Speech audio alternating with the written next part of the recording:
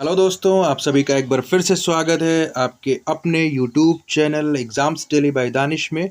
और आज मैं एक बार फिर से हाज़िर हूँ आप तमाम लोगों के लिए बाल मनोविज्ञान एवं शिक्षा शास्त्र के कुछ महत्वपूर्ण प्रश्नों के साथ।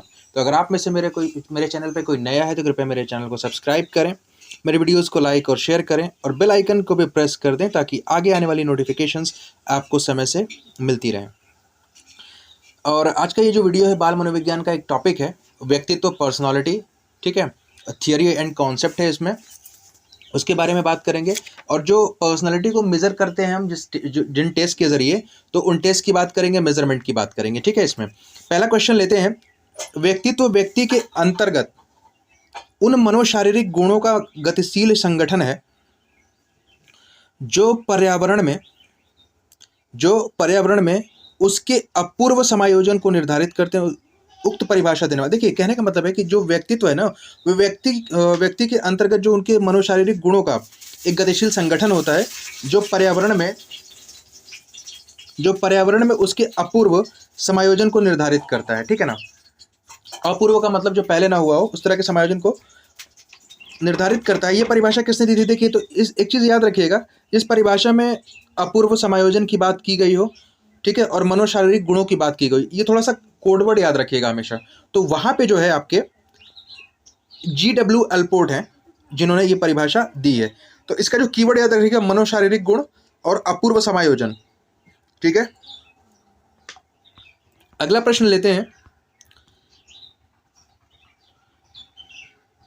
व्यक्ति में उन मनोशारीरिक अवस्थाओं का गतिशील संगठन जो उसके पर्यावरण के साथ अद्वितीय सामंजस्य निर्धारित करता है कहलाता है, क्या कहलाता है? व्यक्तित्व कहलाता है। अभी ऊपर पढ़े हैं ना, ये व्यक्तित्व जो है व्यक्ति में, अभी मनोशारीरिक अवस्थाओं, मनोशारीरिक गुणों, ठीक है, अपूर्व समायोजन की भी हमने पिछले उसमें बात की। तो ये व्यक्तित्व की परिभाषा है, ठीक है ना। व्यक्तित्व विकास की अवस्था है। अगला प्रश्न है आपका, व्यक्तित्व विकास की अवस्था है। ए अधिगम एवं वृद्धि, व्यक्तिवृत्त अध्ययन, उपचारात्मक अध्ययन, या इनमें से कोई नहीं। तो व्यक्तित्व विकास की जो अवस्था है वो इनमें से कौन सी? तो आपकी जो है अधिगम एवं वृद्धि जो है वो व्यक्तित्व विकास की अवस्था है, ठीक है। मानव व्यक्तित्व परिणाम है। देखिए, मानव व्यक्तित्व जो होता है वो परिणाम होता है किसका? तो जब भी किसी परिभाषा में आपका वातावरण एवं आनुवंशिकता आ जाए ना किसी ऑप्शन में, तो याद रखिएगा ये चीज़ बिल्कुल सही होनी है आपकी, ठीक है। तो मानव का जो व्यक्तित्व वो परिणाम किसका होता है? एक तो आनुवंशिकता, मतलब माता पिता से मिले हुए जीनों, और जो वातावरण है, जिस वातावरण में वो रह रहा है, उन दोनों के अंतःक्रिया का जो है वो परिणाम होता है, ठीक है। अगला प्रश्न लेते हैं। व्यक्तित्व के संगठन का स्वरूप है, जो व्यक्तित्व है उसके संगठन का जो है स्वरूप है, क्या है? सामाजिक आर्थिक है, मनोवैज्ञानिक शारीरिक है, सामाजिक राजनीतिक या मनोवैज्ञानिक आध्यात्मिक है, क्या है इसमें से? तो याद रखिएगा बी है, मनोवैज्ञानिक और शारीरिक है। जो व्यक्तित्व का जो संगठन है वो मनोवैज्ञानिक और शारीरिक होता है व्यक्तित्व, ठीक है ना। बाह्य आभास के द्वारा, अगला प्रश्न है, बाह्य आभास के आधार पर व्यक्तित्व का वर्णन कहा जाता है। बाह्य आभास, ठीक है। तो बाह्य आभास के आधार पर जो है वो व्यक्तित्व का वर्णन क्या कहता है? सतही दृष्टिकोण, क्या कहलाता है? सतही दृष्टिकोण, सतही, बाह्य आभास के आधार पर, ठीक है। ये याद रखिएगा कि बाह्य आभास के आधार पर व्यक्तित्व का वर्णन सतही दृष्टिकोण कहलाता है, क्योंकि इसमें आकलन का आधार व्यक्ति की शारीरिक स्थिति होती है। क्योंकि बाह्य आधार पर जब आप कर रहे हैं तो उसकी जो शारीरिक स्थिति है वो इसमें संलिप्त होती है। अगला प्रश्न है, व्यक्तित्व अस्थायी समायोजन है पर्यावरण के साथ, जीवन के साथ, प्रकृति के साथ, या ये सभी? तो सिंपल सी बात है कि डी है, ये सभी। जो व्यक्तित्व है इन सभी के साथ जो है वो समायोजन है, ठीक है। अगला प्रश्न है, व्यक्तित्व का पहला प्रकारात्मक वर्गीकरण प्रस्तुत किया था। व्यक्तित्व का जो पहला प्रकारात्मक वर्गीकरण वो किसने प्रस्तुत किया था? आपके ऑप्शन है मन ने, आपके ऑप्शन में अगला है शेल्डन ने, सी है हिप्पोक्रेटस ने, या कैंटल, अगला है कैटल ने। तो मैं आपको बता दूं, ये रीट जो है, रीट 2017 में प्राइमरी में पूछा गया था ये प्रश्न, याद रखिएगा। रीट 2017 में, ठीक है, रीट 2017 प्राइमरी में, राजस्थान में जो टीचर्स एलिजिबिलिटी टेस्ट होता है वहाँ की बात हो रही है, ठीक है। तो ये जो है सी जो है, ऑप्शन नंबर सी, व्यक्तित्व का पहला प्रकारात्मक वर्गीकरण जो है वो हिप्पोक्रेट्स ने क्या किया था? प्रस्तुत किया था, ठीक है। क्रेमशर ने व्यक्तित्व को निम्न में से किस प्रमुख प्रकारों में वर्गित किया है? क्रैमशर ने जो है उन्होंने व्यक्तित्व के प्रकारों का वर्णन किया है, तो इनमें से किन किन का वर्णन किया है? कृशकाय मतलब जिसको दुर्बल को कहते हैं, सुडोलकाय है, गोलकाय, उपयुक्त सभी। तो इसमें जो है आपका ऑप्शन नंबर डी जो है वो सही है। क्यों? क्योंकि जो क्रैमशर है, क्रैमशर ने जो व्यक्तित्व का जो वर्णन किया है, उन्होंने देखिए 4 तरीके से उन्होंने बताया था। क्या? एक तो कृशकाय जिसको आप दुर्बल कहते हैं, दूसरा जो है सुडोलकाय है, तीसरा गोलकाय है, गोलू मोलू जिसको आप बोलते हैं, चौथा मिश्रित रूप होता है। तो इसमें 3 आ जा रहा है, इसलिए हम यहाँ पे सभी को चुन लेंगे। ठीक है, अगला प्रश्न लेते हैं। किसने व्यक्तित्व को लंबकाय, सुडोलकाय तथा गोलकाय में वर्गीकृत किया है? लंबकाय, सुडोलकाय, गोलकाय में वर्गीकृत किसने किया है? आपके ऑप्शन है युंग, क्रैमशर, स्प्रेंजर या मुरे। तो बी है, क्रैमशर ने किया है। ठीक है, क्रैमशर ने किया है। अगला प्रश्न लेते हैं। थॉर्नडाइक के व्यक्तित्व के वर्गीकरण का आधार है। थॉर्नडाइक के व्यक्तित्व के वर्गीकरण का आधार, थॉर्नडाइक ने किस आधार पर व्यक्तित्व का वर्णन किया है या वर्गीकरण किया है, हम उसके बारे में यहाँ पे बात कर रहे हैं। ठीक है, आपके ऑप्शन से ए शारीरिक गठन और शक्ल सूरत, रचनात्मक और मौलिकता, समायोजन और बुद्धि, चिंतन और कल्पना। तो जो है थॉर्नडाइक ने चिंतन और कल्पना के आधार पर व्यक्तित्व का वर्गीकरण किया है। चिंतन और कल्पना, ठीक है ना, इमेजिनेशन, थॉट्स, इसके आधार पर उन्होंने किया है। अंतर्मुखी व्यक्तित्व एवं बहिर्मुखी व्यक्तित्व का वर्गीकरण जो है वो किसने किया है? ठीक है, अंतर्मुखी व्यक्तित्व और बहिर्मुखी, ये यूपी टेट 2015 में पूछा गया था आपसे प्राइमरी में। ये जो प्रश्न है, इंपॉर्टेंट प्रश्न है, यूपी टीईटी उत्तर प्रदेश शिक्षक पात्रता परीक्षा 2015 में ये प्रश्न आपसे प्राइमरी लेवल, ठीक है, प्राइमरी लेवल पे पूछा गया था। तो बताइए किसने किया था? फ्राइड ने किया था, युंग ने किया था, मन ने किया था या आलपोर्ट ने किया था? ये किसने किया था? मैं आपको बता दूं, ये युंग ने किया था। अंतर्मुखी और बहिर्मुखी की जब बात आ जाए, मतलब इंट्रोवर्ड और एक्सट्रोवर्ड, ठीक है, एक अंदर से गुमसुम सा रहना और बाहर भड़बड़िया, जिसको बोलने वाला आप कहते हैं बहिर्मुखी, ठीक है, इस तरह से। तो इन्होंने युंग ने किया था, ठीक है ना। अंतर्मुखी और बहिर्मुखी व्यक्तित्व का वर्गीकरण जो है वो युंग के द्वारा किया गया, याद रखिएगा बहुत ध्यान से। 28 नवंबर को आपको आपकी परीक्षाएं हैं और यूपी टेट का जो एडमिट कार्ड है वो डाउनलोड होना शुरू भी हो, लेकिन बहुत सारे लोगों को अभी प्रॉब्लम आ रही है क्योंकि साइट सही से काम नहीं कर रही है। तो उसमें कोई परेशान होने वाली बात नहीं है। जब साइट सही से चलने लगेगी तो आप अपना एडमिट कार्ड डाउनलोड ज़रूर कर लीजिएगा और उसमें दिए गए दिशा निर्देशों को भली प्रकार से पढ़ लीजिएगा। और आगे आने वाली जो आपकी परीक्षा है यूपी टेट 2018 की 2021 वाली, वो 28 नवंबर 2021 को होने वाली है। तो आप पूरी तैयारी करते रहिए, अच्छे से पढ़ लीजिए, रिवीजन अपना चालू रखिए, ठीक है। और मैं अल्लाह से दुआ करता हूँ कि आप इस परीक्षा में कामयाब हो और इस परीक्षा में कामयाब होने के बाद जो आगे जो भी भर्ती परीक्षाएं आपको मिलेंगी, आप उसमें पहली बार में अपना स्थान बनाएंगे, ठीक है। चलिए आगे देखते हैं।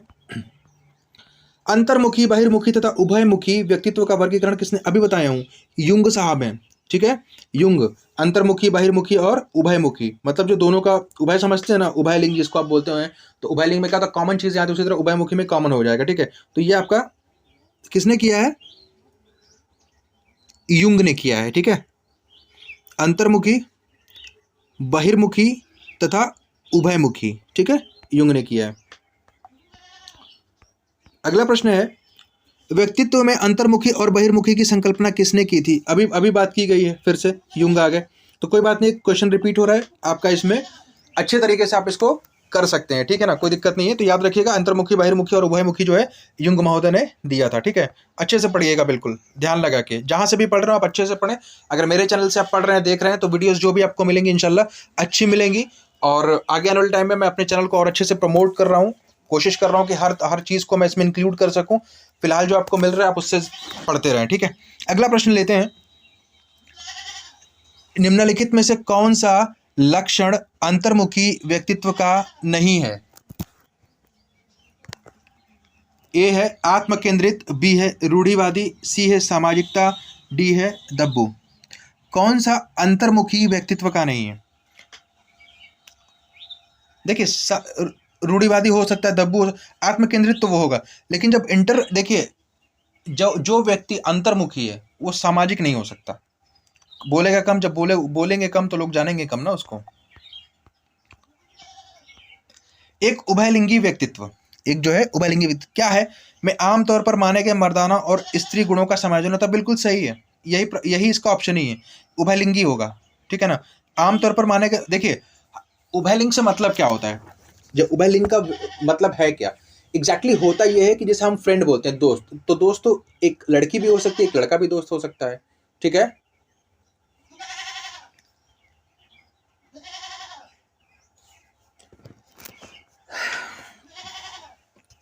अगला प्रश्न लेते हैं, मनोविश्लेषणवादी सिद्धांत के प्रवर्तक हैं कौन है? कैटल, आल्पोर्ट, फ्रायड या साइमन बिनेट? पकड़ के दे दे, तुम चुप हो जाए, वीडियो बनाओ तो समझ में ना आएगा।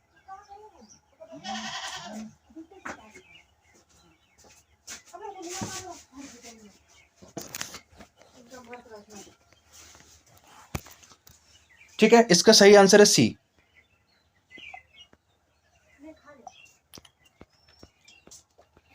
मानव व्यक्तित्व के मनोलैंगिक विकास को निम्न में से किसने महत्व दिया था? मानव व्यक्तित्व के मनोलैंगिक विकास को किसने महत्व दिया?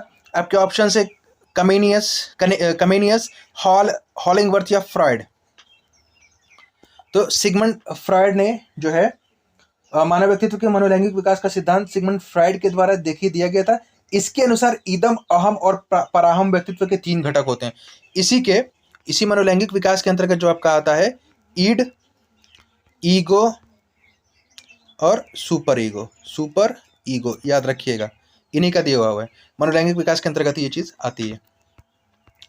अगला प्रश्न है, फिल इन द ब्लैंक्स के अनुसार इदम, अहम तथा पराहम व्यक्तित्व के 3 घटक हैं फ्रायड के अनुसार। अभी मैं बता रहा हूं, इसी को ईड, ईगो और सुपर ईगो, इदम, अहम तथा पराहम। अगला प्रश्न है, इरोस शब्द संबंधित है। जब भी इरोस की बात आ जाए वो जीवन की मूल प्रवृत्ति से संबंधित होगा, ठीक है। इरोस जो है वो जीवन की मूल प्रवृत्ति से जो है संबंधित है, ठीक है। और मृत्यु की अगर मूल प्रवृत्ति की बात की जाए तो थैनाटोस, मतलब थैनाटोस बोलते हैं उसको, ठीक है ना। अगला प्रश्न है, अहम निर्देशित होता है, अहम जो है किसके द्वारा निर्देशित होता है? ठीक है, सुख के सिद्धांत के द्वारा, वास्तविकता के सिद्धांत के द्वारा, आदर्शवादी सिद्धांत के द्वारा या सामान्य सिद्धांत के द्वारा। तो जो अहम है आपका, वो वास्तविकता सिद्धांत के द्वारा जो है वो निर्देशित होता है, ठीक है।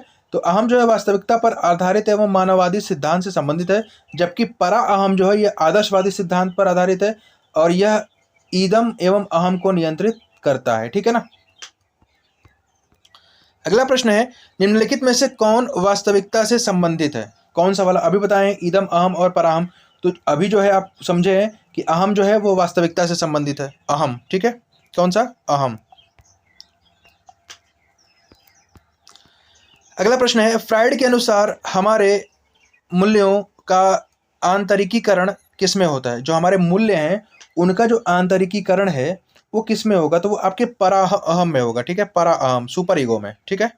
परा अहम, थर्ड वाला जो है सी वाला, जो फ्रायड के अनुसार, सिगमंड फ्रायड के अनुसार हमारे मूल्यों का आंतरिकीकरण, ठीक है, आंतरिकीकरण जो होता है वो किस में होगा? वो परा अहम में होता है। निम्न में से किसे व्यक्तित्व की नैतिकता वाली भुजा कहेंगे? इसमें से किसे नैतिकता वाली भुजा कहेंगे? तो देखिए आपके ऑप्शन है, उपाह मतलब ईड, आत्मा ईगो, परा सुपर ईगो, ईड तथा सुपर ईगो। किसको आप बोलेंगे? तो सी जो है आपका, सी जो नैतिकता वाली भावना है वाली जो भुजा है वो परा में होती है, मतलब सुपर ईगो में होती है, ठीक है ना। किसमें होती है? देखिए परा अहम जो है सामाजिक नियंत्रण का प्रतिनिधित्व करता है, इसलिए इसे नैतिकता वाली भुजा कहा गया है, ठीक है। अगला प्रश्न है, मनोलैंगिक विकास में सुप्तावस्था का वर्ष अंतराल संबंधित है। सुप्तावस्था, अब देखिए एक चीज का ध्यान दीजिए, अभी मैं बोला मनोलैंगिक विकास, और कभी कभी आपसे क्वेश्चन में ये भी पूछा जा सकता है कि मनोलैंगिक विकास किसके द्वारा दिया गया? तो मनोलैंगिक विकास जो है वो सिगमंड फ्रॉइड के द्वारा दिया गया था, और इसी मनोलैंगिक विकास में, ये मनोलैंगिक विकास जो है व्यक्तित्व से संबंधित है, और इसी मनोलैंगिक विकास में ईड, ईगो और सुपर ईगो जो है सिगमंड फ्रॉइड ने बताया, याद रखिएगा। तो आपसे पूछेंगे कि सुप्तावस्था का वर्ष जो है वर्ष अंतराल क्या है? याद रखिएगा, ये जो सुप्तावस्था का वर्ष अंतराल है 6 वर्ष से किशोरावस्था यौन तक होता है, ठीक है। कहां से? 6 वर्ष से यौन तक। अगला प्रश्न है, कौन व्यक्तित्व के गुण सिद्धांत से संबंधित नहीं है? गुण, निम्नलिखित में से कौन सा जो है वो व्यक्तित्व के गुण मतलब जो है गुण के हिसाब से व्यक्तित्व का जो वो है, तो कौन संबंधित नहीं है? फ्रॉयड है, अल्पोर्ट है, कैटल है या आइजेंक है? कौन संबंधित इससे नहीं है? तो जो फ्रॉयड है वो इससे संबंधित नहीं है, ठीक है ना। व्यक्तित्व के गुण सिद्धांत के अंतर्गत अल्पोर्ट का शील गुण सिद्धांत, कैटल का शील गुण सिद्धांत तथा आइजेंक का जैविक शील गुण सिद्धांत आता है, याद रखिएगा। जबकि सिगमंड फ्रायड ने मनोविश्लेषणवादी सिद्धांत का या मनोलैंगिक सिद्धांत का प्रतिपादन किया। अगला प्रश्न है, विकास के मनोसामाजिक सिद्धांत का प्रतिपादन किसने किया? विकास के जो है मनोसामाजिक विकास का मनोसामाजिक सिद्धांत का जो प्रतिपादन है किसने किया था? तो एरिक्सन ने किया था। एरिक्सन ने विकास के मनोसामाजिक सिद्धांत का प्रतिपादन एरिक्सन के द्वारा किया गया। इस चीज का ध्यान रखिएगा, नहीं तो रिएक्शन हो जाएगा इसका, एग्जाम में 1 नंबर चला जाएगा। व्यक्तित्व का सामाजिक अधिगम सिद्धांत किसने दिया था? व्यक्तित्व का सामाजिक अधिगम, जब भी याद बात आए एकदम सीधा सा अल्बर्ट बंडूरा और वॉल्टर को याद रखिएगा। अल्बर्ट बंडूरा और वॉल्टर को, ठीक है। 1977 में इन लोगों ने इस चीज को दिया था, व्यक्तित्व का सामाजिक अधिगम सिद्धांत। 3 बार बोलूंगा इसको, ठीक है। व्यक्तित्व का सामाजिक अधिगम सिद्धांत, व्यक्तित्व का सामाजिक अधिगम सिद्धांत और व्यक्तित्व का सामाजिक अधिगम सिद्धांत बंडूरा, अल्बर्ट बंडूरा और वॉल्टर ने दिया था, ठीक है। निम्नलिखित में से कौन से पर्यावरणीय कारक व्यक्तित्व को प्रभावित करते हैं? कौन सा पर्यावरणीय कारक है जो, देखिए, ए है सामाजिक कारक, बी है सांस्कृतिक कारक, सी है आर्थिक कारक। बिल्कुल, ये सारे के सारे जो है डी, ये जो है इंपॉर्टेंट रूप से प्रभावित करते हैं भाई। सभी विकल्प जो है इसमें सही हैं, ठीक है। निम्नलिखित में से कौन से पर्यावरणीय कारक व्यक्तित्व को प्रभावित करते हैं? क्वेश्चन रिपीट हो गया है, सॉरी फॉर दैट। अगला लेते हैं, हमारे व्यक्तित्व फिल इन द ब्लैंक्स के परिणाम स्वरूप विकसित होता है। किसका? अनुवांशिक प्रभाव पर। अभी मैं बताया ए और बी दोनों के जो व्यक्तित्व है, इसके भी और इसके भी, इसलिए ए और बी दोनों सही है आपका यहाँ पे, ठीक है। अगला प्रश्न लेते हैं, प्रश्नोत्तर विधि का जो जनक है वो किसको माना जाता है? मतलब जो क्वेश्चन आंसर वाली मेथड हम अपनाते हैं ना, तो इसका जो जनक है वो किसको माना जाता है? वो माना जाता है आपके सुकरात को। किसको? सुकरात को, ठीक है। अगला प्रश्न है, निम्नलिखित में से कौन व्यक्तित्व का प्रक्षेपी परीक्षण नहीं है? प्रक्षेपी, ठीक है, कौन सा वाला नहीं है? अब देखिए, रोरशा स्याही धब्बा परीक्षण ये है प्रोजेक्टिव टेक्निक ऑफ, जो है पर्सनालिटी टेस्ट की जो ये प्रोजेक्टिव टेक्निक है। टीएटी भी है, शब्द साहचर्य परीक्षण भी है, बट जो 16 PF परीक्षण है वो प्रोजेक्टिव टेक्निक नहीं है, प्रक्षेपी विधि ये नहीं है। ये जो है नहीं है। ये तीनों जो है व्यक्तित्व मापन की, व्यक्तित्व परीक्षण की जो है, ये क्या है? ये तीनों हैं, लेकिन ये वाली नहीं है 16 PF। याद रखिएगा इस चीज को, ठीक है ना। देखिए, रोरशा स्याही धब्बा परीक्षण, टीएटी एवं शब्द साहचर्य परीक्षण जो है प्रक्षेपी विधियों के उदाहरण है, जबकि 16 PF जो है परीक्षण अप्रक्षेपी परीक्षण है। याद रखिएगा, अपरिक्षेपी जो है, याद रखिएगा इस चीज को, ठीक है। अगला प्रश्न है, रोरशा का स्याही धब्बा परीक्षण निम्न में से किसका उदाहरण है? रोरशा का जो स्याही धब्बा परीक्षण है वो किसका उदाहरण है? अब देखिए, स्वमूल्यांकन विधि, अभी बताया कि प्रक्षेपी विधि है, तो प्रक्षेपण विधि है ये, ठीक है, प्रक्षेपण विधि है। व्यक्तित्व मापन के प्रक्षेपण परीक्षणों में स्याही धब्बों से व्यक्तित्व के मूल्यांकन की रोरशाक विधि एक बहुप्रचलित और सुविख्यात विधि है। इस परीक्षण के निर्माता स्विट्जरलैंड के मनोवैज्ञानिक हर्मन रोरशाक हैं। इसके जो निर्माता है रोरशाक स्याही धब्बा के ना, इनको बोलते हैं हर्मन रोरशाक,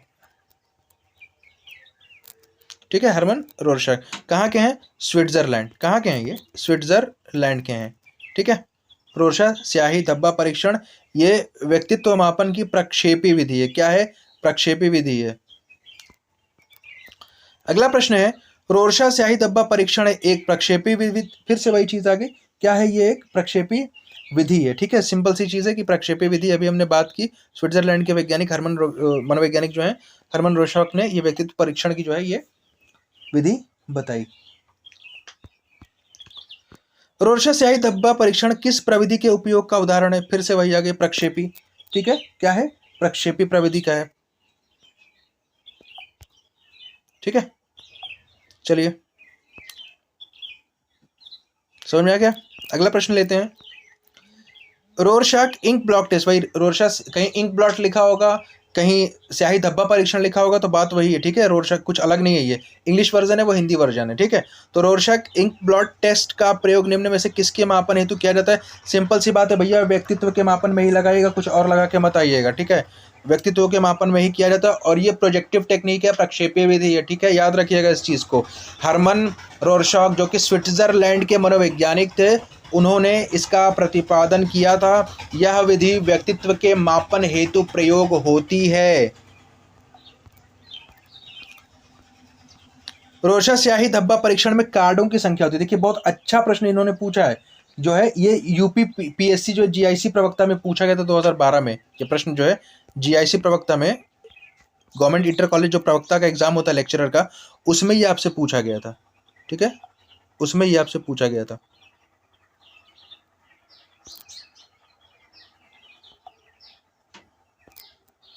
ठीक है ना। कितनी होती है कार्डों की संख्या? A8, B10, C12, D14। तो याद रखिएगा कि इसमें जो है 10 कार्ड होते हैं। रोरशक स्याही धब्बा परीक्षण में 10 कार्ड होते हैं। कितने कार्ड होते हैं? 10 कार्ड होते हैं। रोरशक स्याही धब्बा इसमें 10 कार्डों का प्रयोग किया, जिसमें देखिए एक चीज़ का और ध्यान देखिए, 5 काले और सफ़ेद 2 और लाल स्याही के साथ 3 अन्य पेस्टल रंगों से होते हैं, ठीक है ना, याद रखिएगा।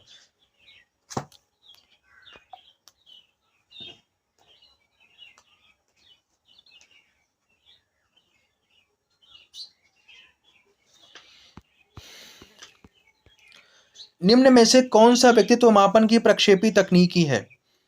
प्रक्षेपी, प्रोजेक्टिव, ठीक है। साक्षात्कार, निर्धारण, प्रासंगिक अंतर्बोध परीक्षण, निर्धारण मापनी या अवलोकन। तो कौन सा जो है प्रक्षेपी, प्रोजेक्टिव टेक्निक है इसमें से? तो देखिए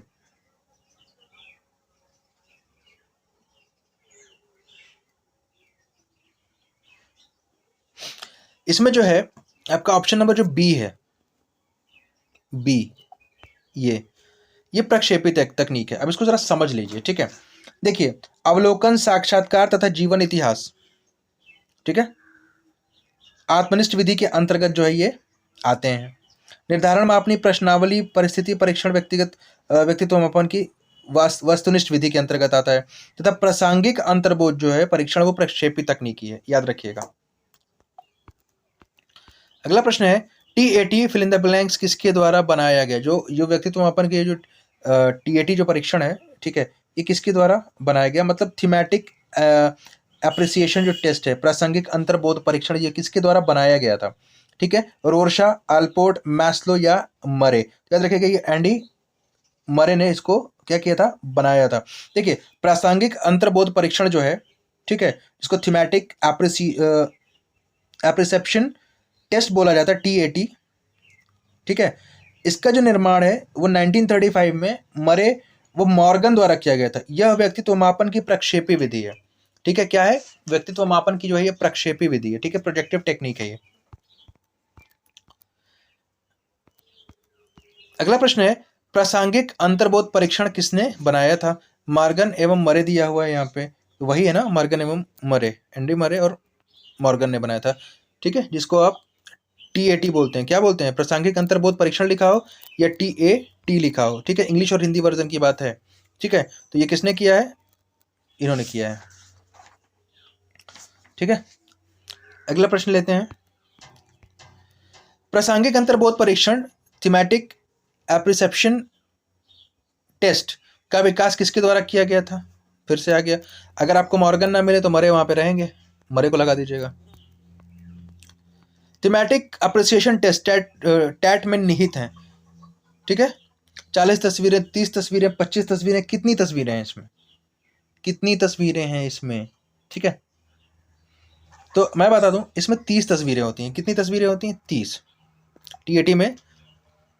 अब देखिए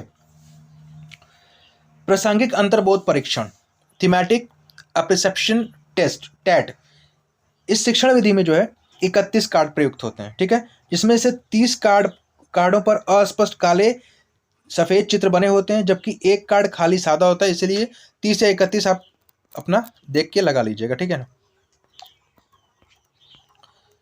क्लाउड पिक्चर टेस्ट निम्न में से किसके मापन में प्रयुक्त होता है? क्लाउड पिक्चर टेस्ट का प्रयोग जो है ये एक प्रक्षेपी परीक्षण का प्रकार है। इसका प्रयोग व्यक्तित्व के मापन हेतु किया जाता है। व्यक्तित्व क्लाउड पिक्चर टेस्ट जो है उसका उपयोग हम पर्सनालिटी टेस्ट के लिए करते हैं। ठीक है, ये प्रक्षेपी प्रकार का है। 16 पीएफ का प्रयोग जो है, ठीक है, देखिए ये होता क्या, पर्सनालिटी फैक्टर। पीएफ का मतलब जो है यहाँ पे वो पर्सनालिटी फैक्टर है, ये देख रहे हैं ना, इसको आप बोलेंगे पर्सनालिटी फैक्टर। ठीक है, personality factor, this is known as personality factor, PF. ठीक है, तो 16 पीएफ टेस्ट का प्रयोग किसके मापन हेतु किया जाता है? ए सृजनात्मकता, बी अभिरुचि, सी व्यक्तित्व या डी दबाव। तो याद रखिएगा इसका प्रयोग भी व्यक्तित्व मापन हेतु किया जाता है। ठीक है, ये इस परीक्षण के निर्माण करता है वो आरबी कैटल है। कौन है? आरबी कैटल है। ठीक है ना, और इसका प्रयोग व्यक्तित्व के मापन हेतु किया जाता है। ऑप्शन नंबर सी आपका सही है। अगला प्रश्न है, निम्न में से कौन सा शेष से भिन्न है? टीएटी, 16 पीएफ, रैवन का परीक्षण या ड्रॉ अ मैन परीक्षण, इनमें से जो है कौन सा शेष से भिन्न है? अब देखिए ऑप्शन नंबर सी जो है रैवन का परीक्षण जो है वो अलग है, ये सबसे अलग है। क्यों? अब देखिए टीएटी, 16 पीएफ और ड्रॉ मैन ये व्यक्तित्व का परीक्षण करने वाला टेस्ट है, जबकि रैवन का परीक्षण जो अशाब्दिक परीक्षण है। ठीक है ना,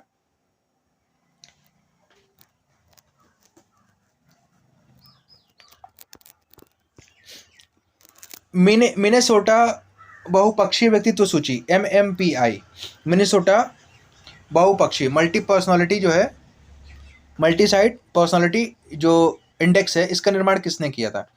मिनेसोटा बहुपक्षीय व्यक्तित्व सूची का निर्माण किसने किया? ठीक है, आपके ऑप्शन है, एक गिलफोर्ड व जिमरमैन ने, हाथवे व मैकिनले ने, पोर्टर व कैटल ने, या आइजेंक ने। किसने किया है? तो याद रखिएगा ये हाथवे और मैकिनले ने इसको इजाद किया।